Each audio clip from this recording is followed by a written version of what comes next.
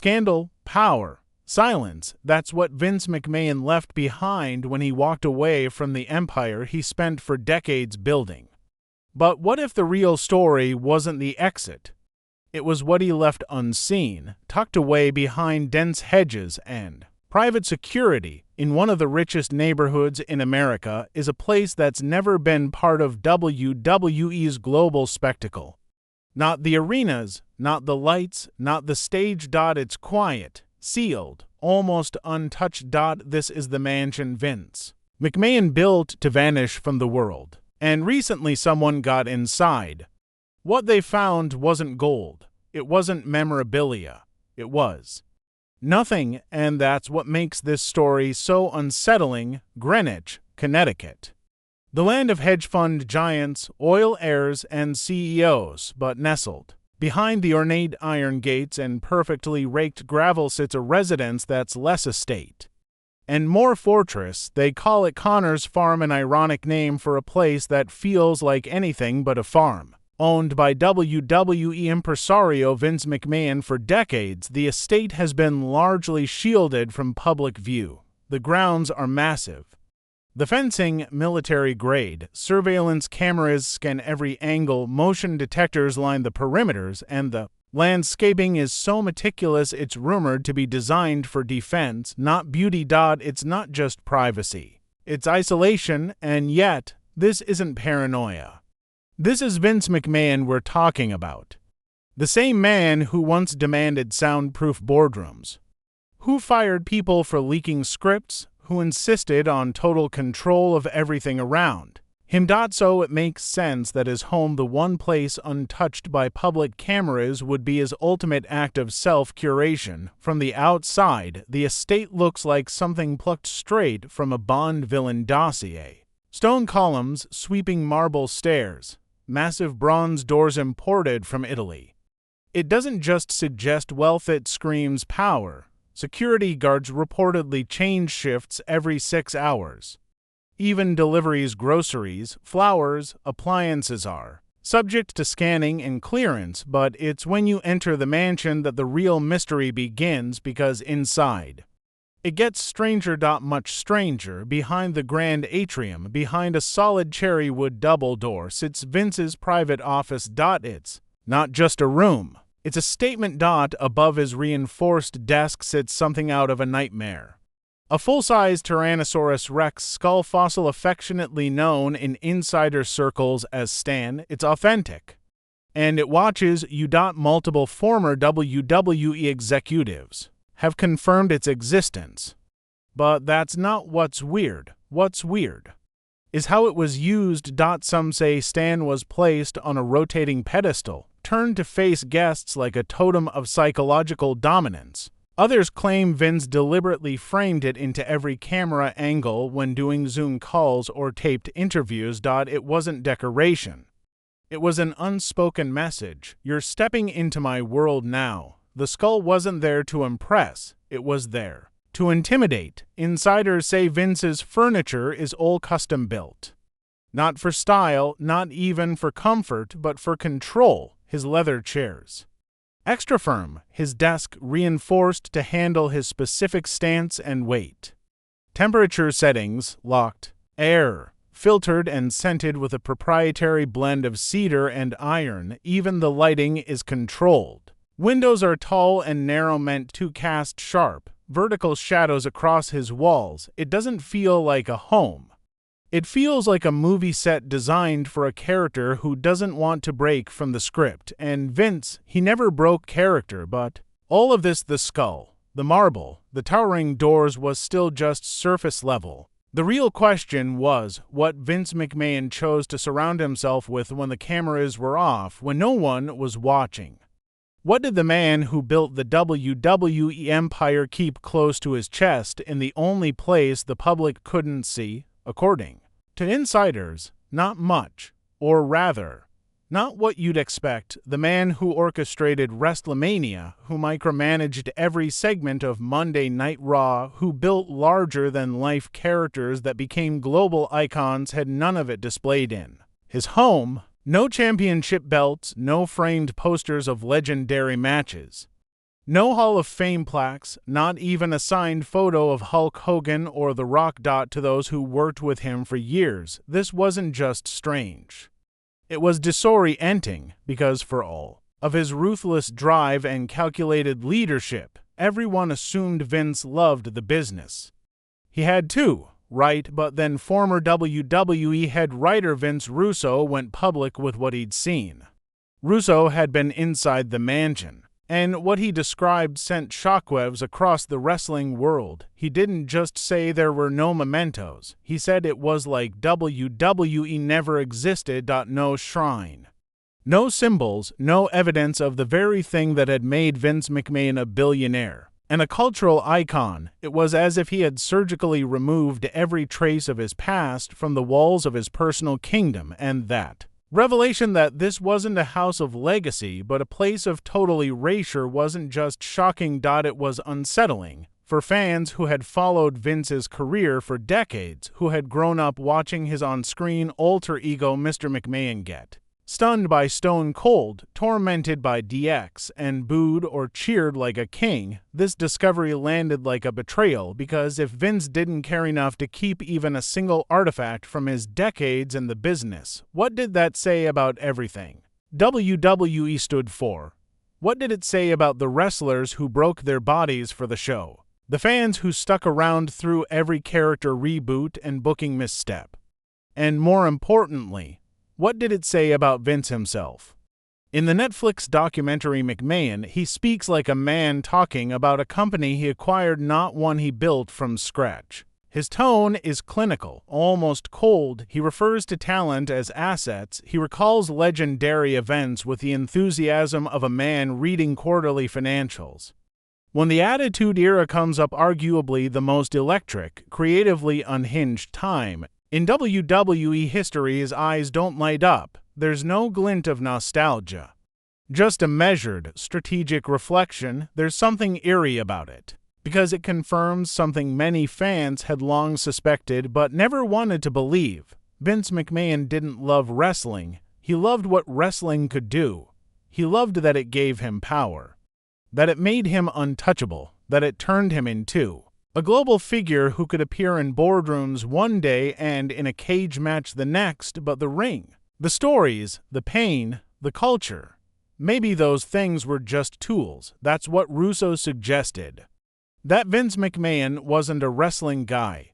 He was a control guy. He didn't need to be surrounded by memories because he never saw wrestling as something sacred. He saw it as something useful, something to master and manipulate. And as more and more people heard that, the illusion began to crack. Podcasts dissected every word. Fans flooded Reddit with theories, anger, and disbelief. Old footage resurfaced, clips of Vince downplaying tragedy, pivoting from grief to branding, minimizing scandals while protecting the WWE name. And through it all, one quote kept reappearing like a ghost: "I'm not in the wrestling business. I'm in the entertainment business." Before that line had sounded bold, visionary even. Now, it just sounded cold.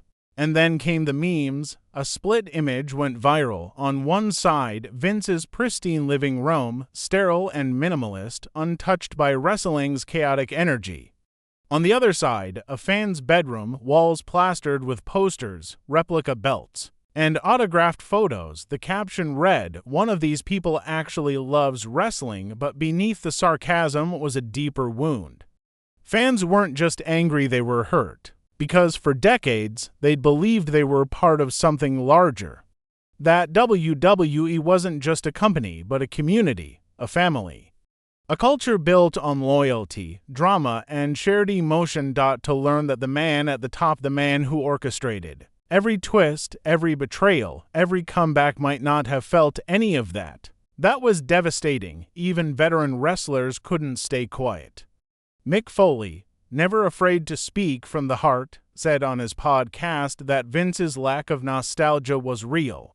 He'd seen it too. He didn't expect a museum, but he expected something: a photo, a note from a fan, a plaque in the hallway. The absence wasn't just odd, it was telling. Others, like Booker T, tried to rationalize it.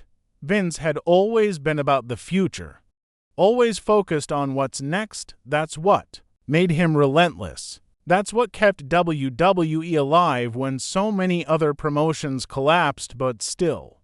No trace at all. Even the most forgiving voices admitted it was jarring. Because while Vince might have been focused on tomorrow, wrestling is a business built on yesterday, on lore, on moments that fans replay in their minds for years. On history. And yet, in the one place where Vince McMahon could have preserved that history for himself, he chose to erase it entirely. But what if that erasure wasn't just strategic? What if it was necessary? What if wiping wrestling out of his home wasn't a rejection of the business, but a method of survival? For a man who spent more than 4 decades micromanaging everything from the color of the ring ropes to the cadence of the commentators, stepping away wasn't just difficult, it was unthinkable. Maybe the mansion, cold and clinical as it appeared, was never meant to reflect his accomplishments. Maybe it was designed to protect him from them. Psychologists who've studied high-functioning individuals in high-stress industries often say the same thing. When your work consumes your identity, your only sanctuary is to separate yourself physically from everything that reminds you of it. For someone like Vince McMahon, who reportedly slept only 3 to 4 hours a night, who traveled constantly, who rewrote scripts just minutes before live shows, it might have been the only way to exhale. So, while fans and former colleagues saw an emotional vacuum, Vince may have seen peace. A rare, precious blank space in a life that had been nothing but noise. But that theory, even if true, didn't comfort everyone. Because for those who idolized Vince, not the CEO, but the creator, the absence of WWE in his personal space wasn't just curious, it felt like erasure. And for many of the wrestlers who helped build that empire, it stung more than any chair shot. Especially at a time when his legacy was already under intense scrutiny. In 2022, everything changed. Reports surfaced that Vince McMahon had paid millions of dollars in hush money to former female employees to silence allegations of misconduct. It wasn't just salacious gossip, it was a scandal with teeth. Vince stepped down from his role as chairman and CEO. Then, just months later, he returned quietly, reinstating himself using his leverage as the company's majority shareholder. That move didn't sit well with investors, employees, or fans. It painted the picture of a man unwilling to let go, a king trying to retake his throne, even as the world around him shifted. And then came the merger. In 2023, WWE officially merged with Endeavor to form TKO Group Holdings. The same parent company that owned the UFC now had WWE under its belt. Vince was named executive chairman of the new entity, but his power was diluted, symbolic. For the first time in decades, he was no longer the final voice, but the trouble didn't stop there. By early 2024, federal investigators had launched a criminal probe into McMahon's alleged misconduct, including claims that company resources were used to conceal inappropriate behavior. The accusations were serious, and for months the wrestling world waited, wondering if the man who had ruled their universe was about to fall permanently. In January 2024, McMahon resigned from TKO Group Holdings, not just a retirement this time, but a full departure under legal and reputational pressure. He stepped back into the shadows as investigators continued their work. Then, in February 2025, the Department of Justice announced it was dropping its case. No charges, no trial. The official reason, insufficient evidence, but legally being cleared didn't erase the damage, because by then, the public had already rendered its verdict. Vince's name had become synonymous with scandal. His legacy, once so carefully controlled, now looked fractured. Investors wondered how much of WWE's success had been built on a foundation of unchecked power. Critics pointed to a decades-long pattern of control, of silence, of fear. Supporters said Vince was just a man of his era. That his style, brash, forceful, command-driven, was what built WWE into a juggernaut. That if he hadn't been so, Relentless wrestling might never have reached the mainstream, but even those defenders paused when they saw what his home revealed because it wasn't just cold. It was clinical, sterile, sanitized. It didn't look like the lair of a visionary. It looked like the residence of a tactician. A strategist, a man who engineered culture, but never embraced it, and that raised an uncomfortable question, one that cut deeper than any headline. If Vince McMahon didn't even keep a replica title belt in his home, did he ever care about the people who bled for those belts? The ones who risked their bodies, their careers, their futures? Or were they, like everything else, just variables in the script? Wrestling fans are a passionate bunch. They invest in stories. They memorize entrance themes. They cry when their heroes retire, and cheer when underdogs pull off the impossible. Too many. WWE wasn't just entertainment, it was identity. So to discover that the man who sat at the top of it all might not have shared even a sliver of that emotional investment, that wasn't just disappointing, it was shattering. Even long time insiders began reflecting differently. Interviews from past years were rewatched with fresh eyes. Fans noticed how often Vince referred to talent in business terms, how rarely he expressed anything that resembled empathy, how quickly he redirected emotional moments into discussions of branding and audience response. It was as if he'd been telling us all along. This wasn't about passion. It was about performance. Not just the kind in the ring, but the performance of power, of control, of perfection. And maybe that's what Connor's farm really is. Not a home, not a fortress, a stage, just another set, designed meticulously by the man who controlled every script, every outcome, every beat of the show, even in the silence. After the Mansion revelation went public, something shifted, not just in the narrative around Vince McMahon, but in the culture of professional wrestling itself. The fallout wasn't immediate. It simmered, crept into conversations, resurfaced in backstage interviews and fan debates, but once the door had been opened, once people had seen that haunting absence, they couldn't unsee it. In the weeks that followed, forums lit up with theories. Was it all just an act? Had Vince McMahon, the larger-than-life ringmaster of modern wrestling, really just been an executive in costume all along? Had we all bought into a myth crafted not for magic, but for market dominance? Some fans doubled down, defending the man. They argued that love doesn't have to look like a trophy case, that maybe Vince's version of loyalty was sacrifice, the sleepless nights, the unrelenting drive, the perfectionism that made WWE what it is. Maybe he didn't need walls lined with memorabilia because he carried it all in his head, but even they struggled to explain the total absence. No statues, no plaques, not even a single ring-worn artifact tucked away in a glass case. And for those who had given years of their lives to the business, it felt like a silent erasure. For others, the realization was harder to stomach. They began seeing patterns, the character of Mr. McMahon, the arrogant, manipulative, win at all costs boss, suddenly felt less like satire and more like confession. The lines between the man and the persona blurred, and what was once entertainment started to look like autobiography. Podcasters started pulling old quotes, past interviews, obscure stories from production staff. They painted a picture of a man who, while brilliant and tireless, was also often cold, detached, and brutally unsentimental. A man who saw people as chess pieces, replaceable, temporary. Some went back even further, back to stories of how Vince had taken over the company from his father, not with grace, but with aggression. How he'd bulldozed the traditional territory system, how he'd manipulated contracts, rewritten rules, broken alliances. How he turned competition into conquest and friendships into silence, and when they looked at the house again with its marble, its soundproof rooms, its lack of history, it all seemed to line up. It wasn't that Vince didn't care about wrestling, it's that he never saw it as something worth preserving, only something to dominate. Mick Foley said it best, it's odd. It's just odd. You spend your whole life building this thing.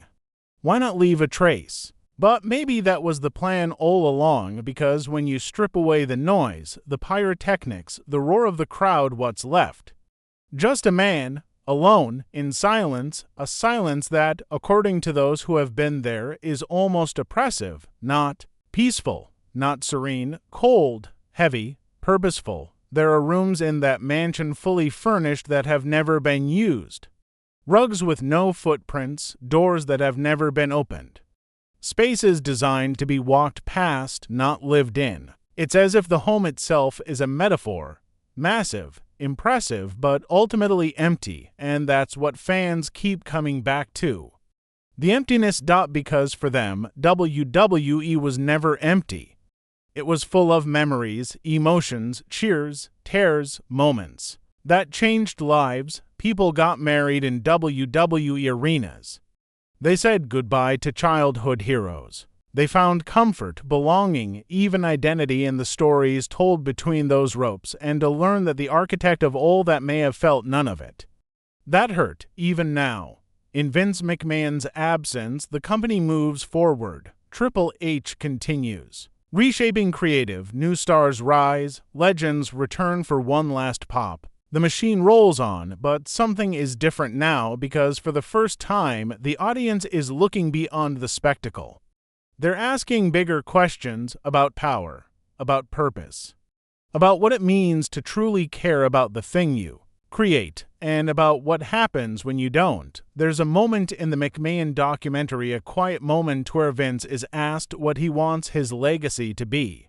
He pauses, smiles, shrugs that I did the best I could, and I changed the game. It's not a bad answer, but it's a safe one, a rehearsed one, because the truth is, Vince didn't just change the game, he became the game, and maybe that's why there's no memorabilia in his home, because when you are the story, you don't need the props, you just walk away, but in that departure, you leave behind something no title belt can replace. In the minds of fans who once saw you as a hero, doubt in the hearts of performers who gave you their bodies. Doubt in the soul of a business that was built on trust, illusion, and shared belief. And that's the part people can't shake. Not the scandals, not the lawsuits, not even the corporate mergers, but the idea that the man who gave us a universe may have never believed in it at all. So now we're left with questions, with echoing hallways,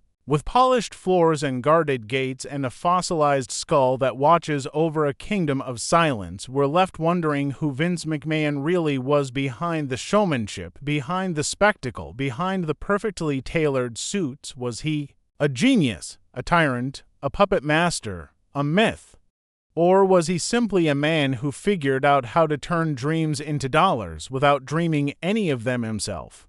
And if that's true, if the god of wrestling never truly lived in the world he created, what does that mean for the rest of us? Because if he never believed, what were we all cheering for? Thanks for watching.